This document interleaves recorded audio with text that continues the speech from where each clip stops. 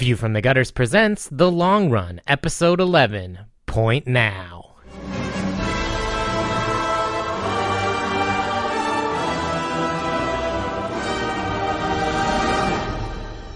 On this episode, we'll be discussing Neil Gaiman's The Sandman.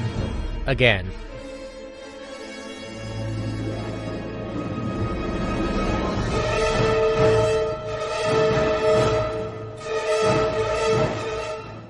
All right.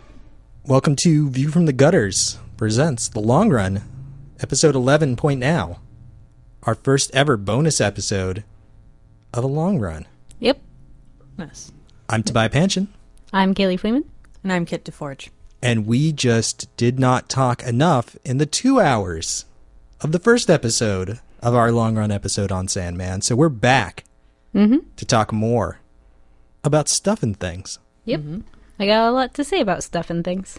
Do you? Do you have a lot to say? I do. I still have a Lisa Frank notebook and the margins of this Sandman companion and this annotated thing that I have. Yeah, I noticed that Lisa Frank notebook is almost out of pages. The gothiest of notebooks. The gothiest. Possibly. It is packed to the brim. Yep. With opinions. I think I have about 10 pages left on it, actually, which means about probably 6 more episodes. But like Sandman, just Sandman. Yeah, of just Sandman. So get ready. Changing the name to Sandman Podcast Theater. Yeah, there you go. So, you guys both expressed the fact that you didn't feel like you necessarily got all of the things that you wanted to talk about out on the first episode, and we want View from the Gutters to be an open forum for conversation and debate, and so I thought I would just open the floor up to you guys to talk about whatever it is that you want to talk about. What would you like to talk about? Well, my biggest thing I felt like we didn't get to cover enough of, which is huge in Sandman, is the art. The art, above all else, really, really shapes the stories, and it shapes the tone of Sandman as a whole, but it also shapes every single mini story, every single arc, every single other world that they explore. Like, the art is very important, and Gaiman has acknowledged that many times, that Sandman is not a story that he could have told as prose, or just strictly prose. It needs the art, and it needs both the art and it needs the words, and sometimes they need to work together, sometimes they need to counteract each other and offer these opposing views to purposefully throw off the reader, and that's something that he would not have been able to accomplish without the help of these artists. And so I just wanted to kind of delve into that more. I think starting from the beginning would be relevant in this case, especially in regard to how the series evolves based on what artists he's working with at the time. We were talking again a little bit about a personal favorite of mine is Sam Keith.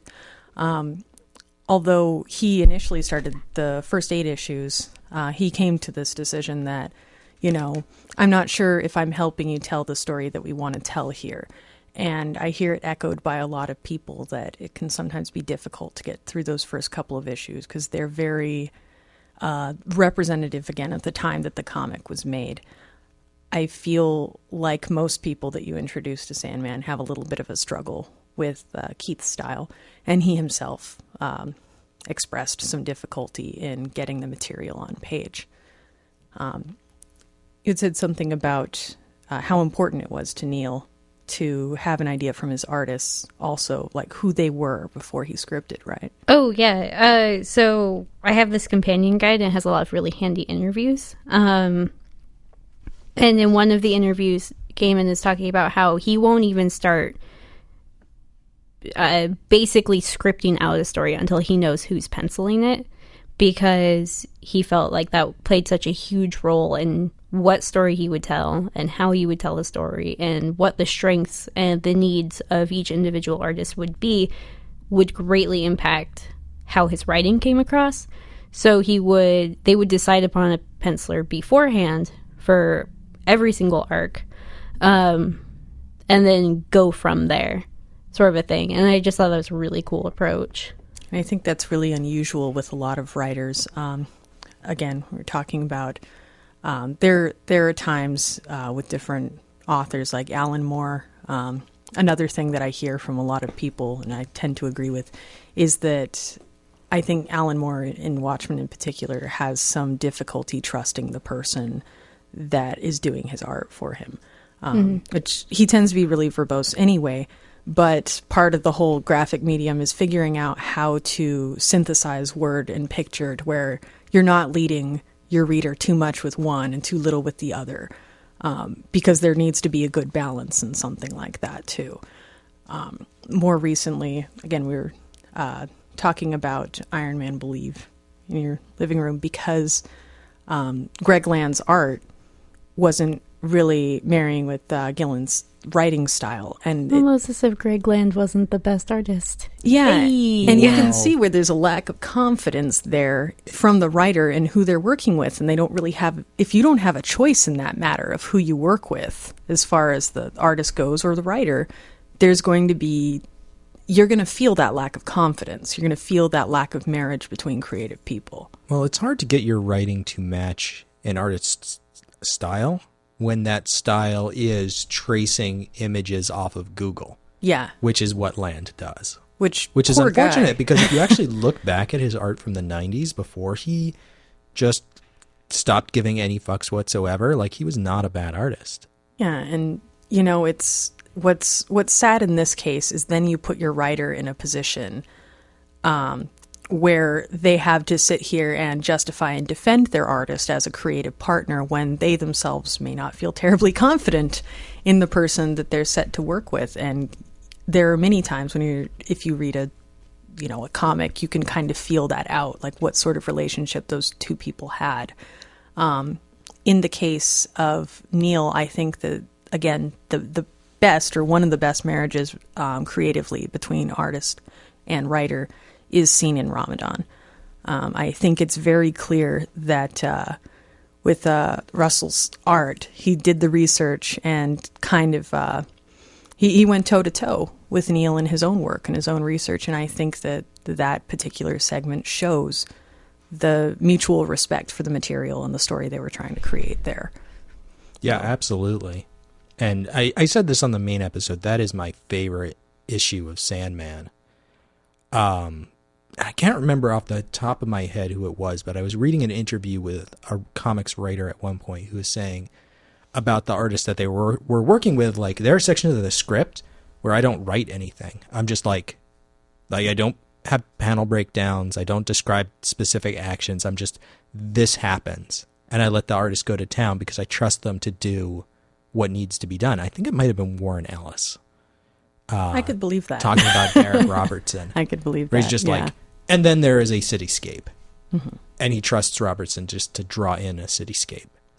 But it's interesting how so much of Sandman is predicated on this idea of change and the shifting sands of dreams, and how you never quite know what's real, and how that pairs with the changing artists and the way that they depict characters and the way that the world seems to change and shift around you as you change between artists.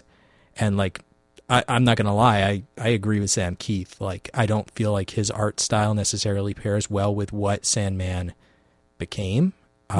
It is difficult to read those early issues and just look at giant headman. Yeah, and it's fun because you can be in a position where you really, really love an artist, or you really, really love a writer, but for some reason, they're not peas and carrots. For some reason, they're like peanut butter and toothpaste or something. I don't know. Where it's you gotta have a good kind of marriage there between them. And as much as I love Neil, the same thing. It just, it may not have been the right thing for the right moment. And I know that for most people, it's not the best first impression, I guess. Yeah. Much like the Fellowship of the Rings, like, you really got to get over that first hump to get into it and be able to appreciate what's going on. I thought you were just going to compare the relationship between the two creators as just being like the Fellowship of the Ring, just in general. And I'm like, yes, naturally. Yeah, just that like the makes Fellowship of the Ring. What the fuck is he saying? No. I had to read that book like 4 or 5 times before I could get out of the goddamn Shire. Like that first that's the same with the 100 Hobbits. pages. 4 or 5 times before they get out of the goddamn Shire, you know. It's just, it takes them forever to get anywhere, so. But yeah. And I always consider it really unfortunate because I don't like, not the last artist on this series, but the second to last. Yeah. Who's kind of like throughout the kindly ones. Yeah. It's like 10 issues. Last episode. And then you've got like that 5-issue epilogue with a different artist on it. Mm-hmm. I can't remember the guy's name, but we like pulled that I've in the never really main been able to long get run. into his art. Dave McKean? Was that it? No. Oh no, Dave is the It's, collage artist too. Oh It's yeah, that's God, I Hummel can or- talk about McKean. It's for like 6 Mark hours. something or other. Still in. I don't remember. Oh, do you have the? If you have the King of Dreams book, Oh, I I know do. right where it is. If we can Hold on, peek, I gotta adjust all of my books So, because I am a nerd. while you're looking for that though, since McKean came up, But actually, we were talking a lot about the kindly ones again in my living room. In case you can't tell, Kit and I hang out and talk in my living room a lot. Shock. Hey, Shock. and socially. awe. just on purpose even. Yeah. Kayleigh's got poor judgment, poor taste in friends. Well, and I also have a really nice living room, so there That's you go. true. Except it's too hot near the candles. Well, yeah, don't sit near Only the if candles. you're a whiny bitch. It was Mark Hempel. Mark Oh, okay. Hempel. Yeah. So I didn't really appreciate the art of the kindly ones the first and second time that I had read through it, and it wasn't until you and I were talking about that I realized the things I did like about it and how it did actually really work for the story. And I had after kind of hearing Kit talk about what she liked about the art and how it's like this really unique style. We were discussing read, I think. Yeah. Like how it reads as a style. Yeah, and how it reads quickly, and it really allows Neil's words to do the work and take over. And the art is basically a series of stills, and it's really gorgeous when you look at it that way. It actually really changed, and now I think it might be some of my favorite art on the book, just after that conversation. That's really interesting. Yeah, we contrasted this. I think the argument that was made or the discussion that was had was made as a contrast to the work of Zully in this, which, for example, again, talking about this, I have a stupid amount of Sandman posters in my house. It's actually kind of gross. But my favorite one that's next to my bed is this... it's this poster that's done by Zully of Dream sitting up on this brick wall, these really kind of like fairyland type clothes on or whatever. And typically speaking, I'm not a fantasy person, but something about his style really made it work for me. Color choice, things like that. I love that image. However, we go to read, I don't know, was it World's End? Something like that. Or maybe it was someone else. Anyway, I know that we were looking at World's End at one point, and we were talking about the difficulty of getting through that portion of the book. And I think the point that was brought up was it's difficult read, not just in terms of script, but also visually, because you have this hyper-detailed kind of style that doesn't lend itself very well to flow, especially when it bumps up against Neil's very thick kind of prose in this situation. You've got so many stories being told, and just getting through the pages, it feels like a physical slog. Even just looking at them from the perspective of an artist or a visual artist, you have these crammed panels that it's kind of like when you look at a mosaic, you're forced to look at all the tiles, and it feels that way with the text, I think, married with the line work. And then, you take this contrast in Kindly Ones, and it feels very lyrical. It feels musical, I think, in how the colors just serve to illustrate mood. The words, although important, are communicated better by this more simplistic style. And due to the nature of the story being told in Kindly Ones, you need this clarity and brutality, I think, in purpose, because what we have going on in the story is this very kind of aggressive sort of thing. And you've got this angular style, sharp edges, thick lines, clearly delineated colors. There's not a lot of muddying of this. And it becomes clear at this point in the story that this is when, for lack of a more articulate term, shit's going to go down. And it's more about us finally coming to the knife's edge of what's going to become of Dream, I think. Yeah, I don't think the immediacy of the Kindly Ones would have come across if the art was heavier or more detailed. I think having this art that was very bold and simplistic, and you can your eyes can just kind of graze over, and you can go back and look in deeper, but you don't have to. I think that lends the speed and urgency to the story that you might not have had otherwise. Saying this in terms of dreams, from what you said, Toby, is that this is a book about dreams. This is a book about shifting sands and everything. This particular segment of the story doesn't have that same shift. And I think that because of this clarity and immediacy and just, I guess, simplicity of the story, it doesn't have this lilting, dreamy kind of sense that a lot of these other segments do. And I don't think that if you, say, grabbed Zilly, again, beautiful watercolors, kind of soft, colors aren't, as we call it, out of the tube, where it's just a very clear, very primary, or very simplistic color choice. They're always muddied in his work. If you were to get to this segment of the story where it's just very immediate, I don't think that would be communicated well in watercolor or in, very etchy kind of work, I think. Sure.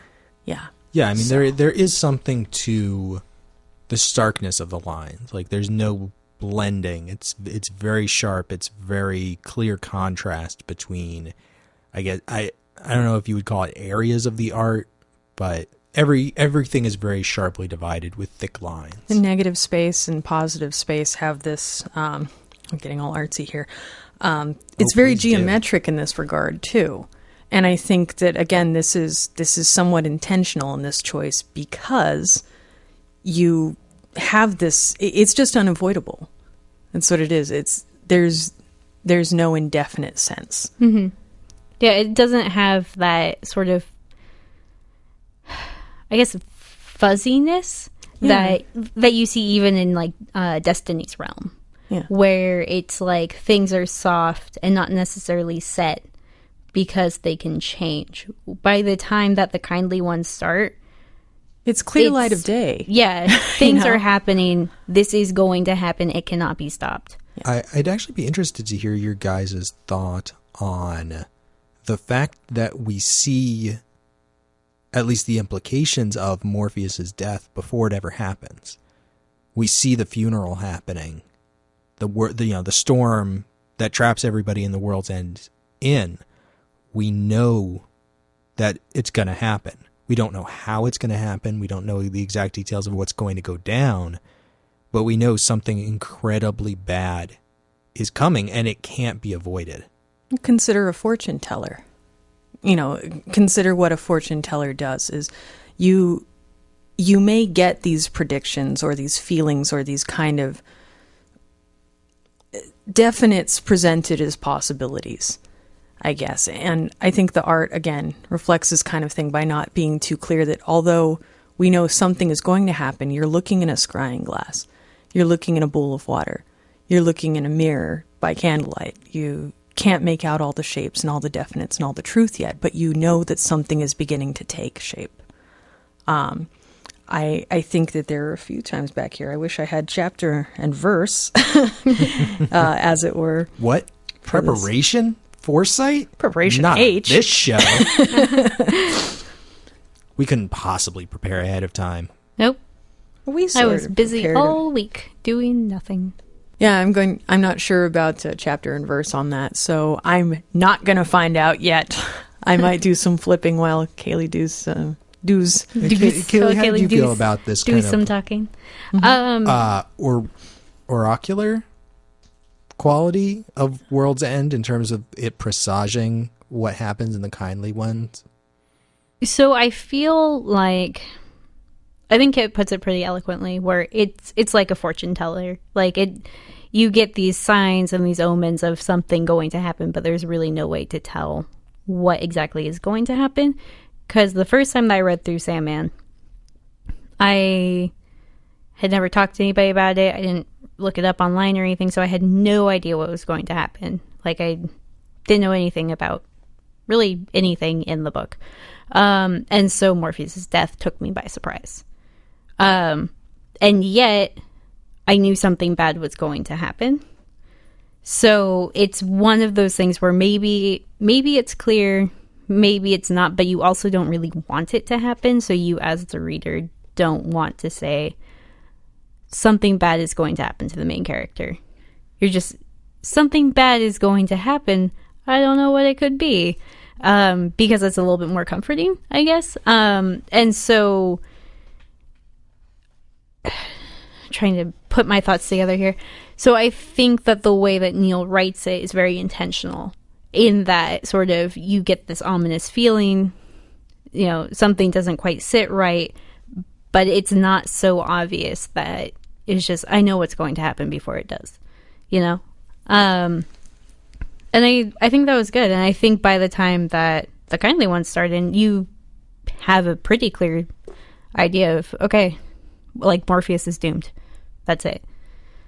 But, well, it's interesting because I hope I'm using the right word here. There's kind of a peripatetic quality to this work in terms of it's hard to go back in time to when you hadn't read it and think about it in that context. Like, having read it through to the end, every subsequent reading is going to be colored by the fact that you know what's coming. right. I always feel differently every time I reread it, knowing what's coming and everything. I feel like one of the nice things that makes a series so quality, at least for me, is when I do go back and I reread or I look at a segment that meant something to me, I'm able to draw from these short stories and things that they're also telling you about Dream himself.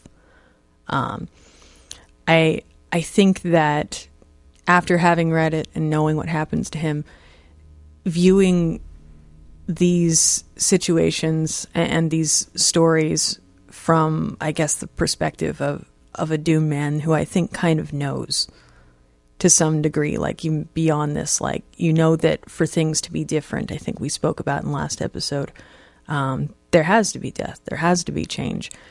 And when you see this person who's kind of stagnated because of these, I guess he's thrown for a loop by being captured and everything, you're seeing the beginning of an end for a person because your expectations of yourself have kind of gone away. And they talk about him in this crabby, morose sort of way, but I think it's somebody, just like a person, coming to terms with their mortality. Doomed doesn't just have to be like a mortal person concept. It's also the death of an idea or of an identity, I think. So I think that's actually interesting, because Kayleigh said earlier that, you know that, or that he knows that he's doomed, or you know that he's doomed. And he's really not. Like, this is a situation that he himself has been setting up since very early in the series. Because what he is now is doomed. Like, he'll never change. The only change is death. This is his solution to being doomed, is him going, okay, I'm going to flip the script. I'm going to become a different aspect of Dream, who can make different decisions than the ones that I made. Yeah. I mean, it's in many ways a release. And I think it's kind of similar to the Doctor, honestly. Because the Doctor has 13 incarnations. He doesn't really die. But he comes back as different every time. And so, spoiler for Doctor Who. Wait, spoilers for 50-something Well, years this ago one when he isn't that died and old. came back. I actually That had isn't- somebody flip out on me about talking to them about Lord of the Rings at the library. Oh my I did have goodness. someone get upset talking, because I just mentioned something from Lord of the Rings. You spoiled it. And I'm like, well, Jesus. You had how many years to catch up? Yeah, at a certain point. But I'm talking about new series Doctor Who, so maybe people haven't had as much time. So just Okay. tread All carefully to what I'm about to say. When the 11th Doctor dies, and he knows that he's going to die, or 10th Doctor. Yeah. Are you talking about Tennant. Tennant or Smith? Tennant. Okay, the 10th Doctor. Yeah. Technically the 11th. That's why I got them mixed up. I know what I'm talking about. Thank you. I think I've watched more Doctor Who than you have. I guarantee you that is not true. I guarantee that it is.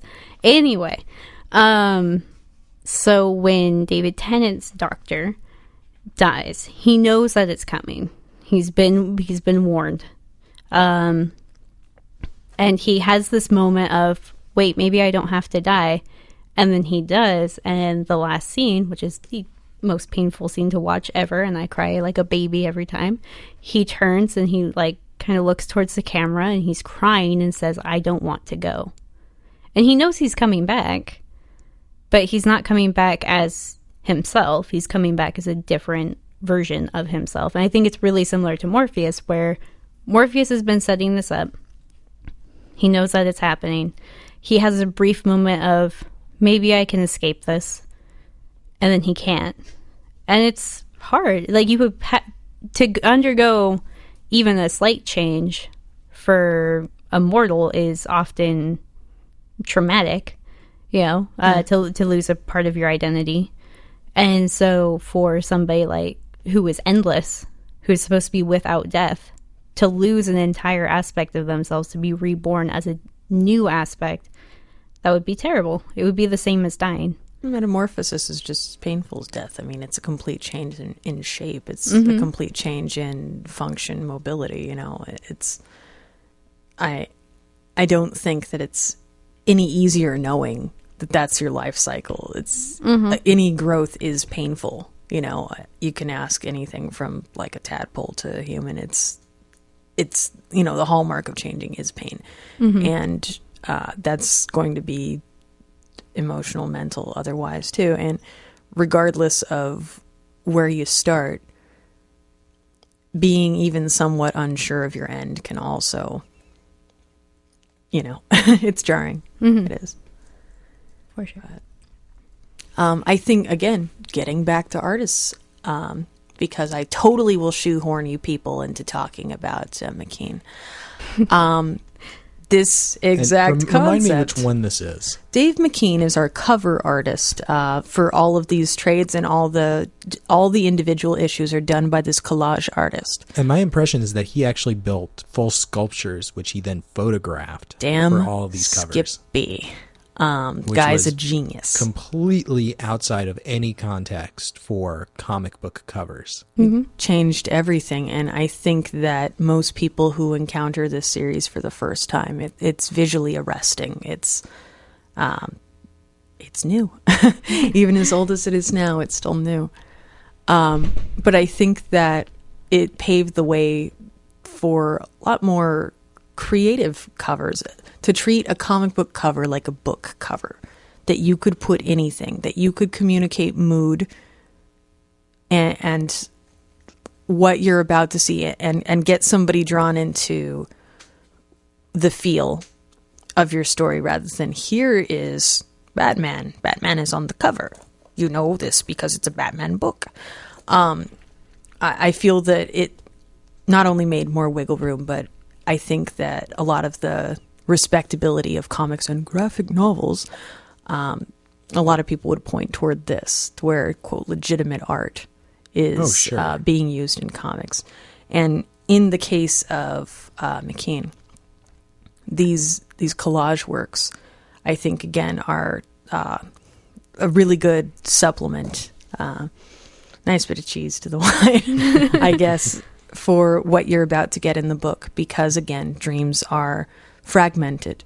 so many of his faces that he does, the collage works on the faces for these covers for Dream, are fragments or are torn paper or are made of different types of materials. Sometimes you've got clay, sometimes you've got wood, sometimes you've got oil paintings to illustrate who Dream is or what this story is going to be.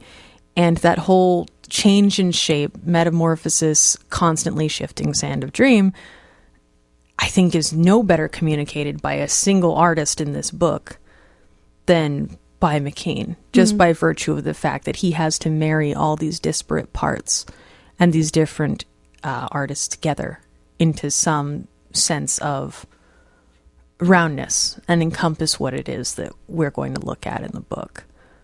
You don't get a single artist in there that really does anything remotely similar to what he does on these covers, so I think maybe a little misleading as far as what you expect from art, maybe as a new reader, but in no way misleading for mood and plot and the emotions of the story. I find it interesting too, because like, especially now with comics and like in the 90s, comics had variant covers that were done by different artists, and instead you have with Sandman different artists on the inside and the same artist for the cover, and that was like really the only unifying thing as far as the art direction was McKean, and also oh gosh, what is his name? He does the lettering. Oh yeah, I have it written down somewhere. Kayleigh had some really brilliant points earlier that we were discussing about how incredibly important the lettering is to this book and how singular it is in its approach. And it's important to note that this is old school lettering done by hand, not a font, not digital. Like every single pen stroke is unique. By a calligrapher named Todd Klein. Klein, I believe. Well, why weren't you here when I was desperately flipping through pages trying to find his name? Because I didn't remember his name. I just know how to pronounce the word Klein. Well, la-di-da. Anyway, he did all of the lettering by hand for every single issue of Sandman except for issues 11 and 12, which he missed because he was on his honeymoon. Yeah. I don't know about you, but I find that adorable. So the next time you have this like Kevin Smith moment where you got this signing from all these different people working on a book, and some fucker sitting there has a name tag that says letterer, don't do that Kevin Smith moment of just like, you're the tracer or you just write letters. Like this is a significant part of the communication of this story that often gets overlooked and frequently gets derided as less important than the work of these other people. But yeah, like could you imagine Delirium's rantings and ramblings if it wasn't for that lettering? Like just standard lettering, it wouldn't have made any sense. You wouldn't have been able to put anything together. But the way that he does the lettering for Delirium and Morpheus, it really lends to their voice and adds so much to the story that it's necessary. So respect your letterers. Yes, thank you. Support your local letterer. Yeah, is characterization. Buy them a coffee. Yeah, buy them Bring a coffee. them a sandwich. Don't buy them a coffee because they need a steady hand if they're hand lettering. This is true. Get them tea. A decaf. Yeah. And you should also, if you bring them food, you should bring them vegetarian food just in case. To be nice. Not sure why. I thought if you liked them that you'd bring them raw meat, bloodied, caught by yourself in your own loving hands. That's acceptable too. Yeah, even vegetarians will eat that. Yeah, that's love. Or just cookies.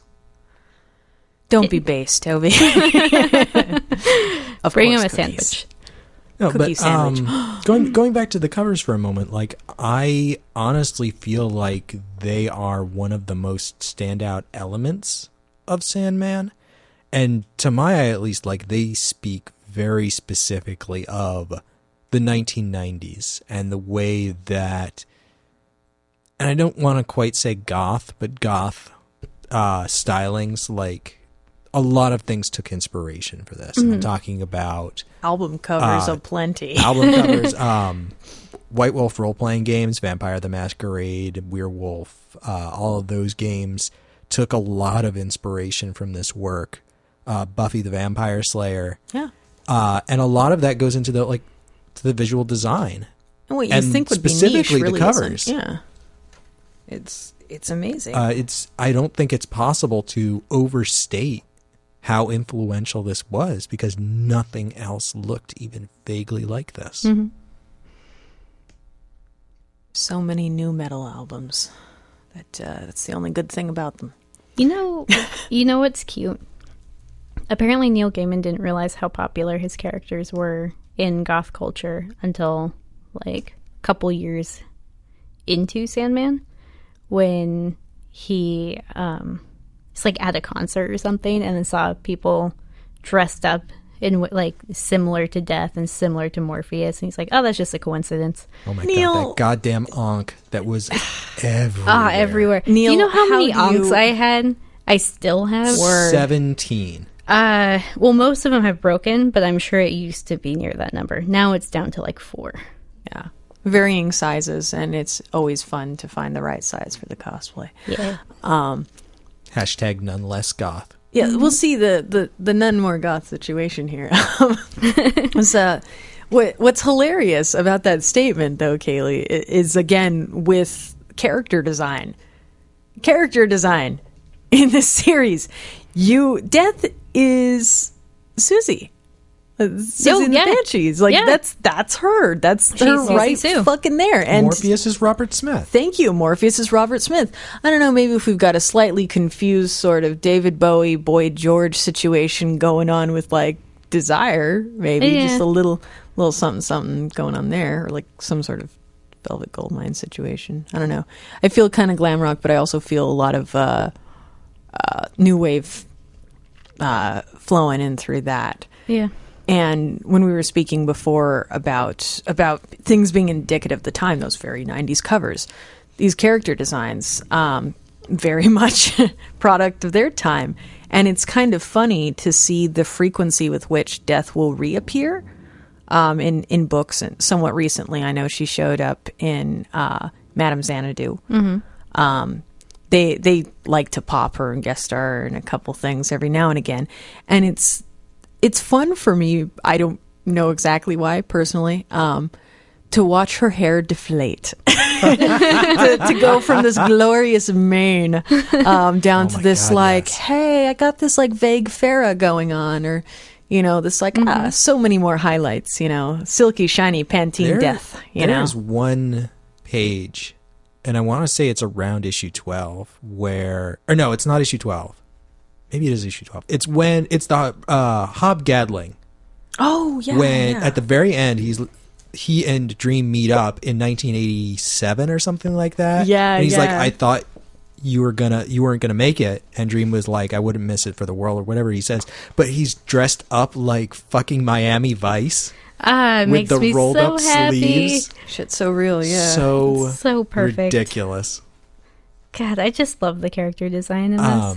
But I love Constantine. the character and Chaz. that Death always reminded me of was Sharon Doherty. Yeah.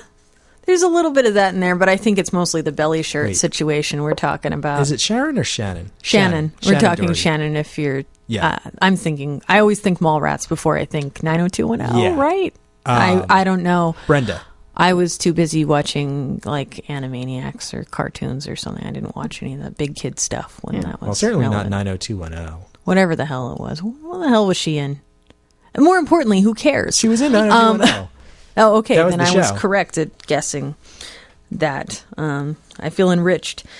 But, yeah, I think it's the fashion, largely. Maybe a little bit of the demeanor. Maybe a little bit. But I'm not sure how much I of love that. looking back at old comics and looking at the changing fashions, like when Tony Stark had this giant, gross handlebar mustache Yeah. and like permed afro hair. More importantly, I can't miss an opportunity for this when we're talking about character design. This is the most important thing. Tori Amos and Neil's friendship Yes. gives me all kinds of weird pants jollies. But chief among them is that Delirium is Tori. This is the sweetest thing to me, is that he's making this person, and when he has to write this person, he's calling his friend Tori. He's calling Tori, who, if you call her up, she's kind of zonked out and being like, a ghost wrote me a letter in the steam of my shower. He said we're going to Jupiter. You know, and this was Tori Amos at the time. Her lyrics and her songs are the Sandman audiobook for Delirium. Mm-hmm. If you ever pick up a Tori Amos album, particularly Little Earthquakes and Scarlet's Walk, I believe, just to fuck some music in your ears, her lyrics are, you may as well read them with pastels and drifting letters. That's what she plays in. That's her paint set. She sits down with her watercolors. She probably sits on her floor in her undergarments and wild red hair. Was that passing at me? No. I mean, it didn't have to be. It was more a wink and a nudge. But now you've made a text. But that's it's fun for me to see where an artist or where a writer gets their inspiration from the people around them, particularly if you happen to be a fan of both. You can sit and wiggle in your chair a little bit, as I just did. Oh, sure.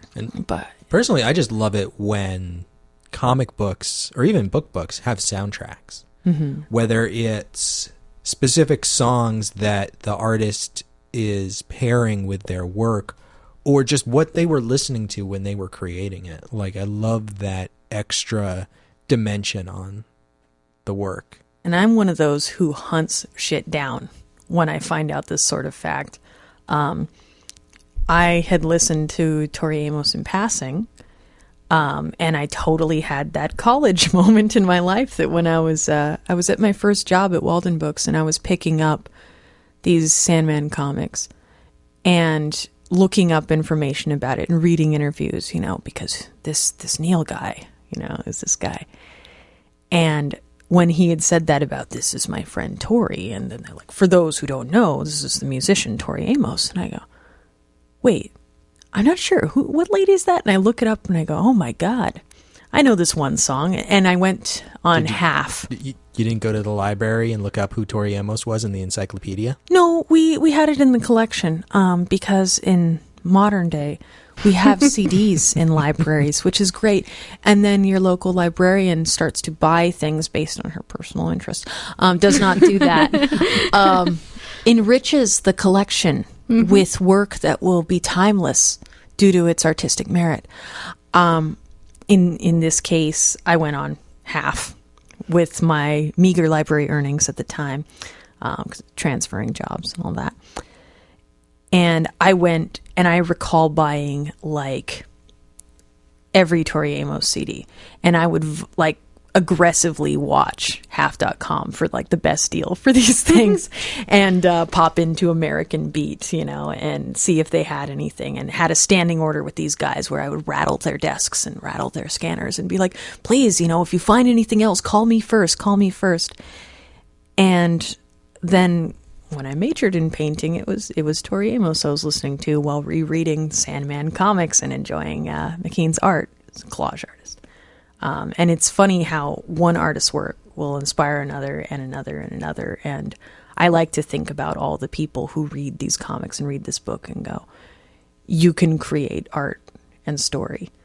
You know, you don't have to have one or the other. And you can collaborate and you can build. So speaking of inspiration, I'm going to kind of go a different direction, but I found out something about Neil Gaiman. I kind of always assumed that he was into comics because Sandman came out at a time where it was incredibly relevant for it to come out, if that makes sense, like with Alan Moore's Swamp Thing and every, like the British invasion. Yeah, it just made sense for Sandman to. It couldn't have worked at any other time, honestly. And so I kind of assumed that he was on top of the comics industry and he had been reading comics. But apparently, as a child, he wanted to be a comics writer. And he didn't tell anybody. And he gets into like 9th or 10th grade. And a career counselor comes in and asks him what he wants to do, and he's like, oh, I'm finally going to tell somebody. He says, I want to write comics. And the counselor goes, no, you can't do that. And he just died. Like, he got really upset. It was the first time they told anybody that he wanted to write comics or do anything with comics. And to be shot down so completely, he stopped reading them. He never picked up another one. And then he was writing like his own like novels and stuff and his prose, but never went back to the comics industry. And then he was waiting for a train and saw Swamp Thing. I think it was issue like 25 or 26. I think it was 26. And he would like, he's waiting and picks it up and he's flipping through it and he's like, oh my God, this is great. This is really good. I'm not going to pick this up. I'm not going to buy it. So he puts it back. And then like a month or two later, he's waiting for the train again. He sees Swamp Thing issue 27. He's like, oh, picks it up, reads it. Oh man, this is really good. This is really great. I'm not going to buy it. Puts it back. And then the next month, there's Swamp Thing issue 28, and he just grabs it. He's like, fine, I'll buy it. Divine appointment. Yeah. Well, I think that actually hits a really interesting point. I keep coming back to Hob Gadling because he's my favorite character in this. We'll tolerate it. He's talking about the Renaissance. And it's like nobody in England knew anything about the Renaissance until like 200 years later. Like it was just a bunch of guys down in Italy fucking around. At the time that this came out, before the internet was really a thing, like just because a thing was coming out doesn't mean that everybody knew about it. Mm-hmm. You know, like Saga or Rat Queens comes out today and it's all over the goddamn internet, like immediately. At the time that we're recording this, Mad Max Fury Road is just opened and it's at like 98% on Rotten Tomatoes. And like the internet is, as we speak, exploding with people going, oh my God, this is the greatest movie that has ever existed. Mm-hmm. And we'll with see how long that lasts. MRAs going, oh my God, this is the worst movie that's ever been created. Right. Hat tip. But you have to keep in mind that even though this was coming out, not everybody knew about it. It took years for people to find out about this and for it to really become the thing that it is culturally today. Mm-hmm. But like just the way that it permeated the underground, because at that time, I mean, comics were still very countercultural and not really thought about or understood in the wider culture. People were picking up piecemeal, not necessarily like reading the whole thing from beginning to start. They were picking up issue 27, 28, 29 and going, what is this? Mm-hmm. I don't have any context for this because it's so different from anything that I've seen. And getting into it that way and having to backfill their collection and find issues in quarter bins. I think that it's very important to think about it in the appropriate context of what the world was like at the time that this was coming out and how people read and appreciated comic books. Mm-hmm. Because I think it's very important to understanding how this comic, where it came from as a work, how it became such a cultural touchstone. Yeah, no, it's definitely it's fascinating, honestly. Like you were saying with like Rat Queens, like I was just at Danger Room Comics the other day and I was flipping through issue 10 of Rat Queens and I couldn't remember if I had read it or bought it yet because I've seen so much of it online already. And like everybody knows that it's out. Everybody is talking about this thing. But that really wasn't happening. Neil Gaiman found Swamp Thing purely on happenstance because this one magazine rack had it. That he happened to be standing by and it happened to draw his attention. Thank you, Marty McFly. Yes, thank you. Making sure that happened. Yeah. But yeah, like today you have people getting into comics because they can Google search what's good. And everybody's like, Saga. Read Saga. Just do it. Read Rat Queen. Yeah, you put into Google, like, what are good comic books to read? And you find View from the Gutters. Yeah. And you listen to us and we tell you what the good comics are. There you go. Mm-hmm. And that's how it works. That's how it works. That's it. Or just cut out the middleman. Just go straight to your local library. Nobody No, goes to you the should library. Yeah, don't talk so Absolutely. quietly. Absolutely No. go to your local library, because most of them have pretty expansive graphic novel sections at this Free point. comics. And you can get Bring 'em back. so many free comics. Yeah. Good times. Yep. That's In regard to how you experience a particular book, just finding, the art of finding, the method of finding. This is a really embarrassing, pretentious thing I'm going to admit to here. I was buying all these Sandman, I was buying them as trades when I was getting into them. And both due to lack of choice and incredible expense, as I was trying to read everything I could possibly find from the same universe, I came upon The Dreaming, which is about 57, maybe 61, I don't remember exactly, issues long. And because I was distraught when I didn't have more to read. I was very upset about that. And then when I go to look for, I'm like, well, obviously I'll find the trades of this Dreaming thing. And when something isn't as popular, and it's years after the fact, and you look up Gates of Horn and Ivory, and you find out that it's like $35-40 for a trade if you're lucky enough to find it. And you sit in front of your computer and you do not have or are not aware yet of such things as, comic book readers or, these online sources that people have now, thank God. It becomes a quest. And for me, I remember thinking to myself, I would have loved to have been getting these comics one by one as they were coming out. I would have loved to anticipate this and get excited for this and run down, pick it up, make it part of my dated or, month to month, whatever, life. But I didn't have that opportunity. And in this case, with the incredible expense of getting the 2 trades that they did make, I turned to my friend and I was like, no, we're going to hit every comic store in the Tri-County area until I find every single issue of The Dreaming. He goes, well, you could just read it online, or maybe we could just find it, like, we can just go to, like, Pirate Bay or some equivalent of the time and just download a zip file or something.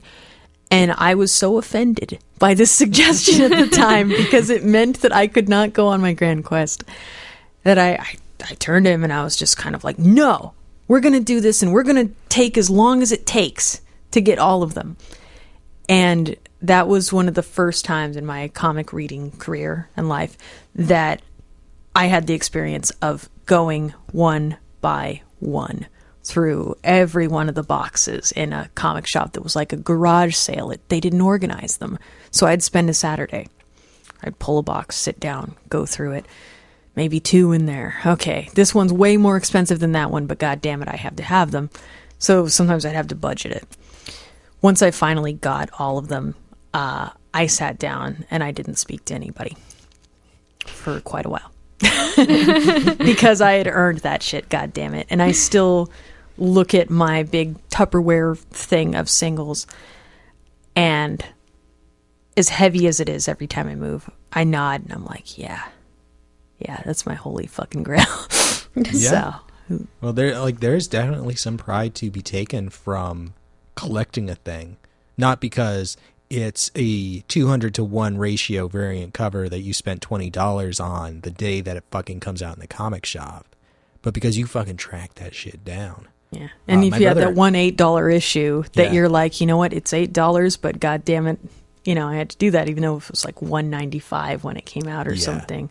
My special. brother Adam spent months, maybe even a couple of years, tracking down most of the New Mutants run, the like classic 80s New Mutants run, back when he was in high school. And it was fucking hard ass work. And there was just recently a comic that I wanted to pitch on the main show. It's fabulously out of print. Like, you can get the first volume. It's like 12 issues out of like 60 that were printed. Maybe not quite that many. Maybe it was 30 something. But I looked. It's well out of print. Nobody's fucking bringing this thing back. And I scoured the internet for maybe 20 minutes, and I found a BitTorrent link and pirated the shit out of it because I don't want to go scouring all over the goddamn country, spending $8 and $10 for random issues to see if maybe I can put together a collection. Like, I just want to see if it holds up to my memory of it or if it's just complete garbage. So, I mean, I downloaded it, but it's definitely a very different experience from when I was younger, experiencing things like Sandman for the first time. I find few things more fulfilling than the thrill of the chase with these books, and fully admit that even now, one of my hobbies is pretty much the hunt for old Vertigo series exclusively. So when I go to a comic shop or thrift store or anything like that, I am always just looking for Vertigo books because it gives me the same feeling that I had trying to complete this series. I find few things more satisfying, I think. Yeah. Well, it can be very upsetting, the level of gatekeeping that there is in the comics industry and among geekdom generally. But you have to keep in mind that there were decades where these things, they went out of print. Yeah. There was no Wikipedia. Like, if you didn't buy them when they came out, there was a chance that you would never get to read them. Yeah. And having a complete collection of particular runs, of particular characters, just knowing facts about these characters, that Green Lantern encountered this one character in this one issue in 1972. Like, these were important things culturally because you really had to work your ass off to keep in touch with this stuff and know what all these characters were. And that's something that's been perpetuated and has grown increasingly toxic over the years. But there is a reason why comic fandom is like that. Like, it's not an accident. Yeah, I had to check my shitty hipster self at the door when just recently Vertigo started republishing some of their shorter series into these kind of collections, affordable little collections of things. Off the top of my head, I can think of like The Extremist, Enigma, a couple of these kind of older-ish, similarly weird, Sandman-esque kind of things that otherwise had been out of print for a long time. When I popped into our local comic shop, popped into Gabby's, and I saw that The Extremist was collected after I had spent, I think it was like, it's only 4 issues, but I had to spend like, I think like 8 or 9 months in multiple comic shops trying to find this. And I don't want to admit some of the things that I paid to try to find them. I got mad. It was funny. I looked at it and I was like, motherfucker, you get that shit together after you spend all that time?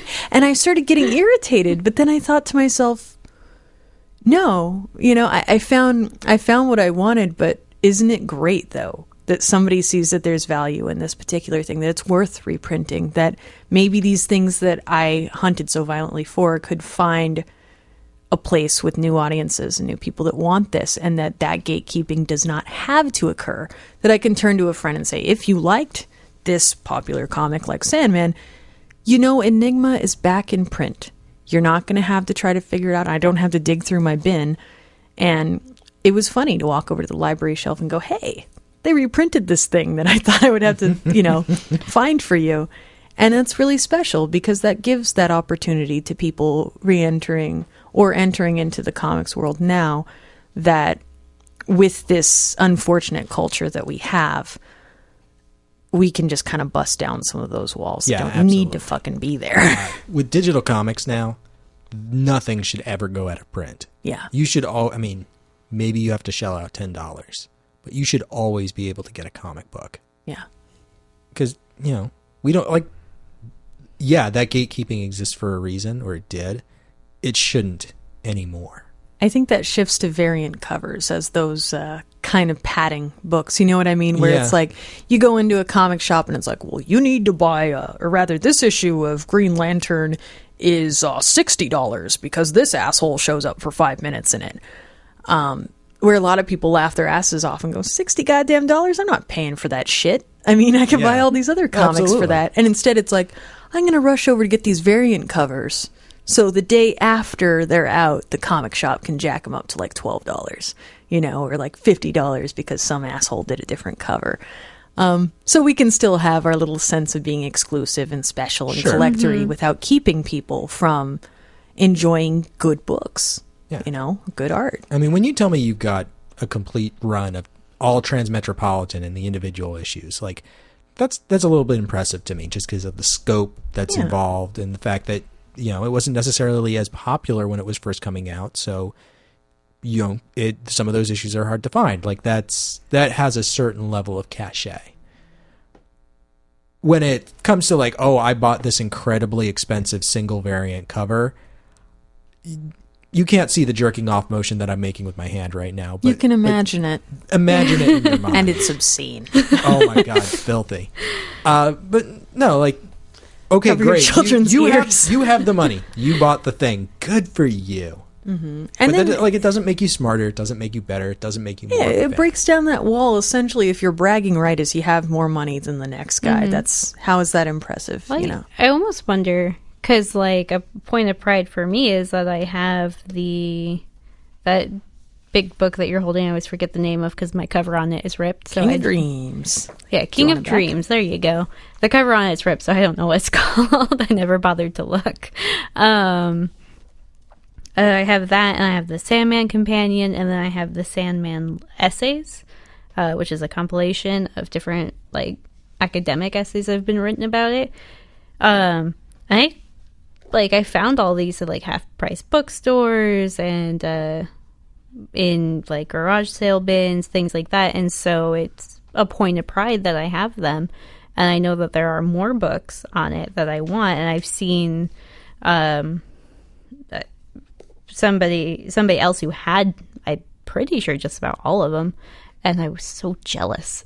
I was just like, oh, how could you? I want them. And, I think that kind of has become the new collecting thing. Like, well, I have all this other stuff, things that are outside of the story.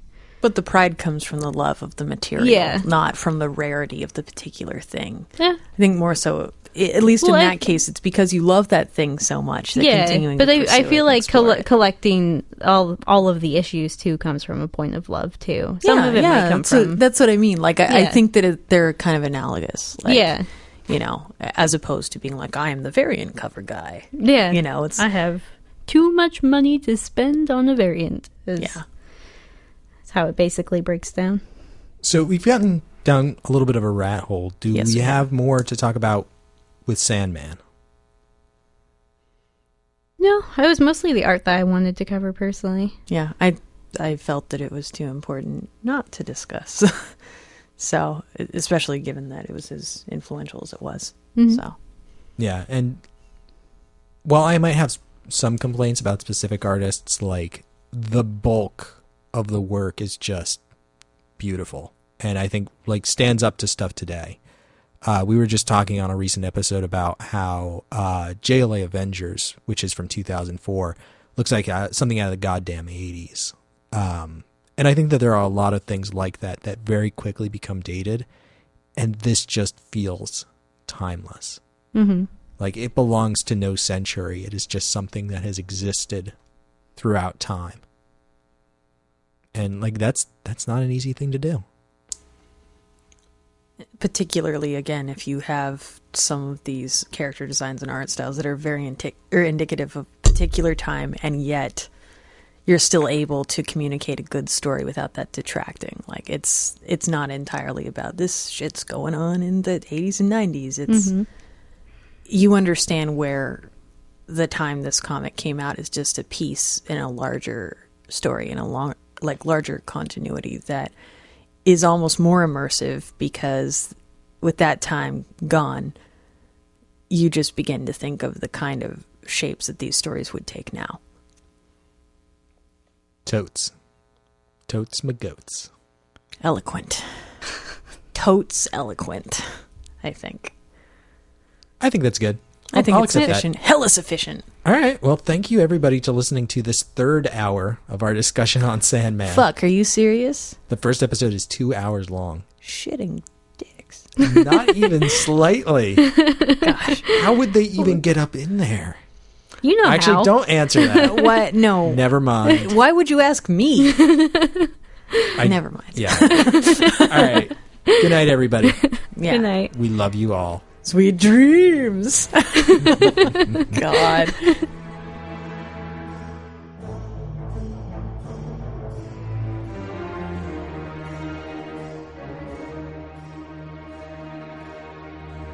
Thanks for listening to our show, everybody. Special thanks to theouthousers.com for posting our episodes.